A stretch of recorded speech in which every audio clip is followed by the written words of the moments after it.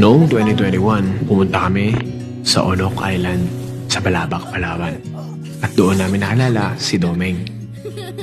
Naghahanap siya ng trabaho, pero hindi trabaho ang nakita niya. Pamilya. Mga panahon na yun, hindi siya marunong magbasa, magsulat. Kaya naman nandiyan ang asawa kong si Janice para turuan siya nito at nag-aaral na rin siya ngayon. Ngayon, sa tingin ko, panahon na para sa isang bagong kaalaman, bagong kakayahan.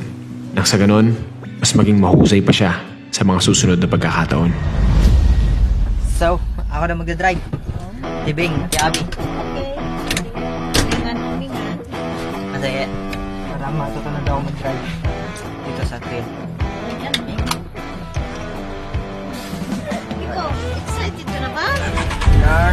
Excited na raw siya. Pero si Stacy, excited na. Saan na? Right, move na tayo. Ayan na.